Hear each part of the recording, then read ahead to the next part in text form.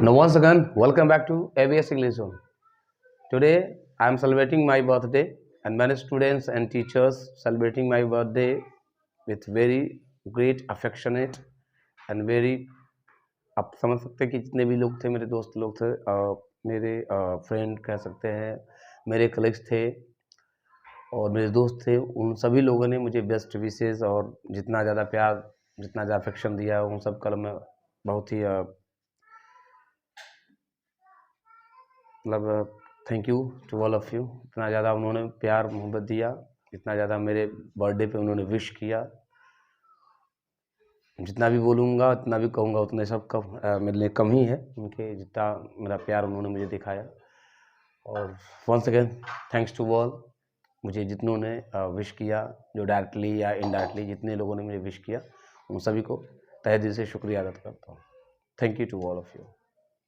So let's come to our topic. Last time मैंने perfect participle के बारे में आपको आज मैं बताने जा रहा हूँ, because I am going to discuss about the perfect participle and I have told you about participle, present participle, past participle and perfect participle.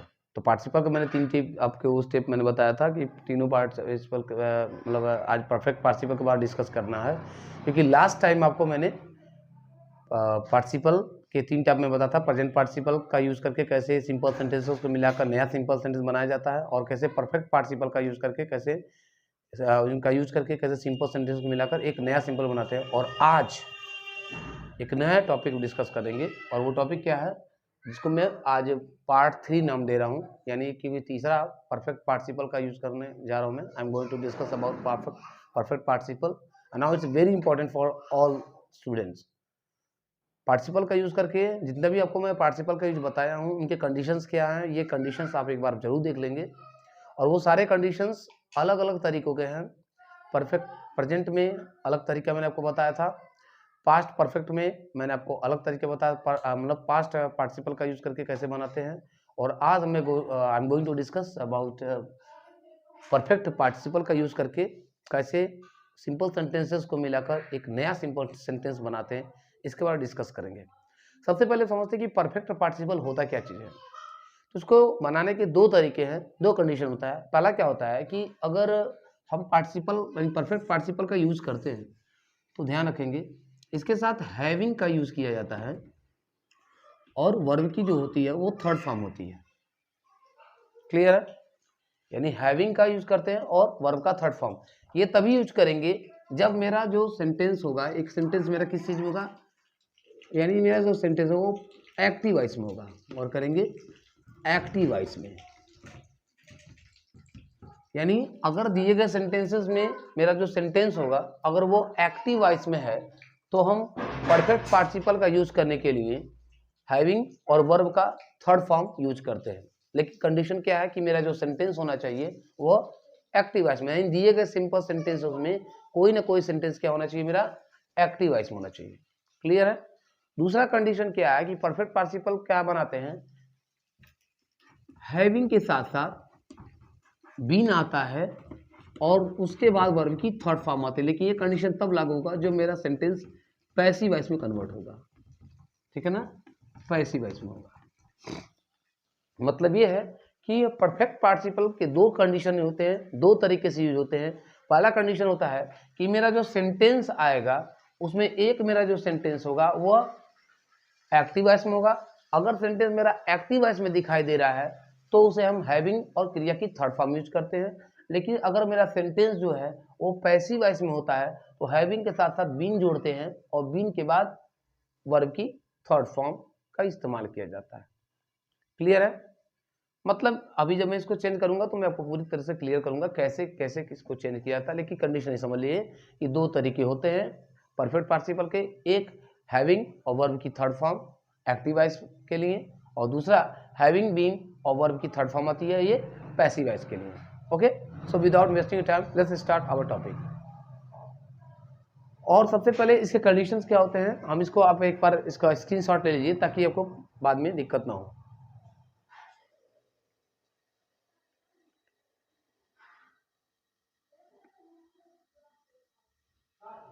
Clear है? अब देखते हैं। सबसे पहले रूल समझ लीजिए कि जो रूल मेरा है कि दिया गया जो सिंपल सेंटेंस होगा उसका जो सब्जेक्ट होगा, उन दोनों सब्जेक्ट में पहला सब्जेक्ट और दूसरे सेंटेंस में जो दूसरा सब्जेक्ट होगा, यानी दोनों सेंटेंस के जो सब्जेक्ट होते हैं वो क्या होता है, इक्वल होते हैं। यानी जो दो या दो से अधिक सिंपल सेंटेंस आपको दिखाई देंगे उनके जो सब्जेक्ट्स होते हैं वो इक्वल होते हैं। अगर राम पहले सेंटेंस में आया, दूसरे सेंटेंस में भी राम आएगा, तीसरे सेंटेंस में भी राम आ सकता है। लेकिन कभी कभी क्या हो सकता है कि केवल पर्टिकुलर आप बार बार नाम का यूज नहीं करते हैं, प्रॉपर नाउन का यूज नहीं करते हैं और उसके जगह पे कोई प्रोनाउन का यूज कर सकते हैं। तो मतलब ये नहीं कंडीशन होता है कि राम अगर आया तो उसके जगह पर सी आ जाएगा, ऐसा कुछ नहीं होगा। अगर सब्जेक्ट मेरा मैस्कुलिन है तो प्रोनाउन भी मैस्कुलिन ही होगा। तो कहने का सीधा मतलब यह है कि जो सब्जेक्ट मेरे होंगे सेंटेंस के, जितने भी दो या दो से अधिक सेंटेंस आएंगे उन सेंटेंसों के जो सब्जेक्ट होंगे वो एक ही होंगे, अलग अलग सेंटेंस के सब्जेक्ट नहीं होंगे। क्लियर है। दूसरा कंडीशन कि जो सेंटेंस मेरा होगा, चाहे पहला चाहे दूसरा या तीसरा, दो या दो से अधिक जितने भी सेंटेंस आएंगे उसकी जो मेन वर्ब होंगे, यानी जिसको फाइनाइट वर्ब भी कह सकते हैं, लेक्सिकल वर्ब भी कहा जाता है या प्रिंसिपल वर्ब भी कहा जाता है, तो उसके जो मेन वर्ब होंगे वह दोनों इक्वल नहीं हो सकते हैं। किसी में गो आया होगा तो दूसरे में कम आया होगा, मतलब इस टाइप से, किसी में वेंट आया होगा, किसी में कम आएगा, जो भी कुछ होगा। तो जो सेंटेंस के जो मेरे सब्जेक्ट्स होंगे वो सब्जेक्ट तो इक्वल होंगे, बराबर होंगे। जो पहला सेंटेंस होगा उसका सब्जेक्ट दूसरा में वही होगा। दूसरा कंडीशन क्या बनती है कि जो सेंटेंसों के मेन वर्ब होंगे, फाइनाइट वर्ब होंगे, वो अलग अलग होंगे, एक नहीं होंगे। मतलब मेन में जो वर्ब होंगे, फाइनाइट जो वर्ब होंगे, वो प्रत्येक सेंटेंस में अलग अलग पाए जाते हैं। क्लियर है। तीसरा कंडीशन क्या बन रहा है कि टाइम जो इंटरवल होता है वह शून्य नहीं होता है। शून्य होने का मतलब, जीरो का मतलब क्या नहीं होता है कि जैसे एक काम खत्म होगा दूसरा काम तुरंत चालू नहीं हो सकता है। पहला काम कंप्लीट पूरी तरीके से होगा, when the first work will be done then other work will be started. पहला वर्क जैसे खत्म होगा दूसरा वर्क तभी खत्म होगा जब पहला वर्क कंप्लीट होगा। अब लास्ट टाइम आपको याद आ रहा है कि मैंने कहा था कि सांप देखते ही भाग जाना, तो वो कंडीशन क्या था, टाइम इंटरवल जीरो था, देखते ही भागने वाला था। लेकिन यहाँ पे पहले आराम करेंगे, रिलैक्स करेंगे और रिलैक्स करने के बाद जाएंगे। यानी दोनों सेंटेंसों या दो से अधिक जितने भी सेंटेंस आएंगे उनके बीच में जो टाइम ड्यूरेशन होगा वह थोड़ा सा रिलैक्स होगा, रेस्ट मोड में होगा। क्लियर है। ये नहीं कि पहला खत्म दूसरा तुरंत चालू, ऐसा बिल्कुल नहीं होगा। पहले वर्क होने के बाद दूसरा काम की शुरुआत होकर में थोड़ा सा वक्त लग सकता है। मतलब यही आप देखेंगे कि जैसे पहला काम खत्म होगा कुछ समय के बाद, कुछ पल के बाद, कुछ टाइम के बाद दूसरा काम भी शुरू होता है। हमें क्लियर। अब देखेंगे, अब आपको कुछ एग्जाम्पल्स दिए गए हैं, उस एग्जाम्पल्स पर डिस्कस करना चाहूंगा मैं आपसे। लिखा हुआ है कि रामू, मैं पहले इसलिए लिखा हूं ताकि आपको टाइम भी कम लगे और समझने में आसानी हो, बेहतर समझ आया। लिखा है कि रामू कंप्लीटेड हिज वर्क, और दूसरा मेरा सेंटेंस है he went to his work. Now let's match the sentences according to the rules. अब दोनों सेंटेंस मेरे आए हुए हैं, एक सेंटेंस मेरा यहाँ कंप्लीट हुआ है और एक सेंटेंस मेरा यहाँ कंप्लीट हुआ है, यानी एक सेंटेंस ये है और एक सेंटेंस मेरा ये है। अब देखते हैं क्या रूल पे ये सेंटेंस मेरे काम कर रहे हैं कि नहीं कर रहे हैं। कह रहा क्या, सब्जेक्ट दोनों जो होंगे वो क्या होंगे, इक्वल होंगे। आप यहाँ देख सकते हैं, यहाँ रामू आया हुआ है और यहाँ पे ही आया हुआ है, मतलब ये प्रोनाउन का यूज कर दिया गया है। आप यहाँ देख सकते हैं यहाँ पे, यानी ये जो सब्जेक्ट मेरा है और ये मेरा जो सब्जेक्ट है, ये दोनों जो सब्जेक्ट मेरे वह इक्वल है। क्लियर है। ये मेरा सब्जेक्ट और मेरा ये सब्जेक्ट, ये दोनों सब्जेक्ट क्या है, इक्वल है, बराबर है। ठीक है। अब कह रहा है जो सेंटेंस मेरा मेन वर्ब है और जो सेंटेंस अगला जो सेंटेंस वो मेरा मेन वर्ब है, वो दोनों इक्वल नहीं हो सकते। मतलब दो या दो से अधिक कितना भी सेंटेंस आए उसके जो वर्ब होते हैं वो इक्वल नहीं होंगे। यहाँ आप देख सकते हैं कि ये मेरा सेंटेंस क्या है, कंप्लीटेड लिखा हुआ है और यहाँ वेंट लिखा हुआ है। समझ में आ रहा है। ये मेरा जो सेंटेंस है वो कंप्लीटेड लिखा हुआ है और ये मेरा जो सेंटेंस क्या है, यहाँ वेंट लिखा है।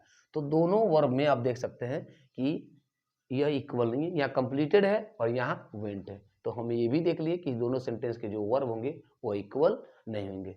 जरूरी नहीं कि यहाँ कंप्लीटेड आया है तो यहाँ भी कंप्लीट आया होता, तब समझ में आता, हाँ तो इक्वल हो जाता, जैसे आपको प्रेजेंट पार्टिसिपल यूज किया गया था उस टाइम में। लेकिन यहाँ क्या करा कि दोनों के जो मेन वर्ब होंगे वो इक्वल नहीं होंगे, यहाँ कुछ और होगा, अगले सेंटेंस में कुछ और होगा। क्लियर है। अब कह रहा है टाइम इंटरवल क्या है, जीरो नहीं होता है। क्यों नहीं होता है, देखिए 0 मैंने क्रॉस कर दिया, नहीं होता है, मतलब यहाँ देख रहे कंप्लीटेड ये वर्क, यहाँ काम कंप्लीट हुआ, काम कंप्लीट, ये नहीं कि जैसे एक्शन हुआ ये तुरंत दूसरा चालू हुआ, ऐसा नहीं हुआ, ये पूरी तरीके से फिनिश्ड हुआ है।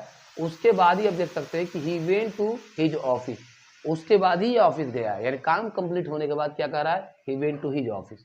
क्लियर है। अब यहाँ देख रहे हैं कि क्या कह रहा है कि मेरा जो सेंटेंस है क्या वो एक्टिव वॉइस में है कि पैसिव वॉइस में है। तो हमें देख सकते हैं कि इसमें कहीं भी पैसिव वॉइस का जिक्र नहीं किया गया है। पैसिव वॉइस होता है तो हेल्पिंग वर्ब के बाद वर्ब की थर्ड फॉर्म आती है ना। ये मेरा पास्ट इंडिफिनिट का टेंस है, ये भी मेरा पास्ट इंडिफिनिट का टेंस है। क्लियर है। तो आप देख सकते हैं यह मेरा एक्टिव वॉइस में है न कि पैसिव वॉइस में है।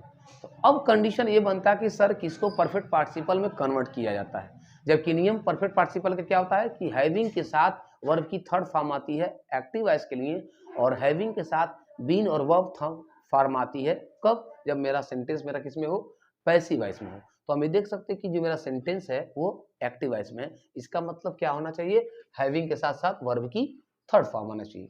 क्लियर है। अब कंडीशन ये मन में आता है कि सर बताएंगे किसको, इस सेंटेंस में दिया गया जो सेंटेंस है उसमें चेंज किसको करेंगे, पहले वाले सेंटेंस को करेंगे कि दूसरे वाले सेंटेंस में। तो आपको ध्यान रखेंगे कि सेंटेंस के दोनों को मैच करने से पहले ये देखा जाए कि सबसे पहले वर्क किस में हुआ। ये पहले ही मैं आपको बता चुका हूं कि पहले ये देखा जाता है कि सेंटेंस जो दिया होगा उन सेंटेंसों में पहले काम हुआ किसमें। तो आप देख सकते हैं पहले कंप्लीट वर्क हुआ। आप हमको बताइए बिना काम किए कैसे आप चले जाएंगे, स्कूल ही है चाहे कोचिंग्स भी है या कोई और भी पढ़ाई स्टडीज है, जो भी वर्क आप काम करते हो उसको बीच में पोस्टपोन नहीं किया जा सकता जब तक वो काम, जैसे मैं काम कर रहा हूँ अब इतना बोल रहा हूँ मैं यहाँ हट जाऊँ तुरंत निकल जाऊँ, आधा अधूरा काम छूट जाएगा, तब क्या करेंगे आप, आधा अधूरा काम खत्म तो कैसे पूरा कंप्लीट माना जाएगा, नहीं ना। तो ये मेरा क्या है, जो मेरा काम है ये मेरा क्या है कि दोनों जो सेंटेंस मेरा जो टाइम ड्यूरेशन है वो 0 है, नहीं है। क्यों 0 नहीं है, क्योंकि बिना कंप्लीट किए मैं जा नहीं सकता। तो मैं क्या कर रहा है, तो रामू कंप्लीटेड हिज वर्क, यानी पहले ही देखा जाए कि सबसे पहले काम किसमें हुआ है, इसमें काम हुआ है। अब करेंगे क्या, हैविंग को बाहर निकालेंगे। तो मतलब क्या किए, हैविंग क्या यूज करेंगे, हैविंग। क्लियर है। अब क्या करा, वर्ब की थर्ड फॉर्म ऑलरेडी ये पास्ट पार्टिसिपल फॉर्म में है, यूज कर लेंगे कंप्लीटेड, हैविंग कंप्लीटेड क्या, his work, having completed his work, comma का यूज करेंगे। और आप देख सकते हो रामू यहाँ लिखा हुआ है या ही लिखा हुआ है, तो जब भी हम दूसरे सेंटेंस को उधर करेंगे तो हमेशा नाम वाले चीज को मेंशन किया जाता है। आप ही भी करेंगे तो गलत नहीं है, लेकिन नाम जो होता है वो काफी बेहतर, मतलब एक तरह से करेक्ट माना जाता है, आप नाम का मेंशन करेंगे। तो क्या करेंगे, Ramu went to his office. I hope ये बातें क्लियर हो गई। दूसरा सेंटेंस देखते हैं, Radha was punished by the teacher. अब आप बताइए कि किस टाइप का सेंटेंस हमको लग रहा है, टेंस मेरा क्या है, आप देख सकते हैं कि मेरा जो सेंटेंस है ये पैसिव वॉइस है। पैसिव वॉइस कैसे, क्यों सर कैसे है, आप देख सकते हैं कि इज एम आर वाज वर्ग के बाद क्या आया, वर्ग की थर्ड फॉर्म आती है, जबकि इसके हिसाब से क्या आना चाहिए, वर्ग की पहली फॉर्म आना चाहिए, लेकिन यहाँ कौन सा फॉर्म है, मेरा थर्ड फॉर्म है। तो इसके सब्जेक्ट भी क्या है, अलग अलग नहीं है, एक ही है। वर्ब का जो फॉर्म है वो मेरा अलग अलग है, अलग अलग है। क्लियर है। अब क्या करा, इंटरवल क्या है, टाइम तो 0 नहीं होता है, जैसे काम खत्म कंप्लीट होगा तभी दूसरा काम चालू होगा।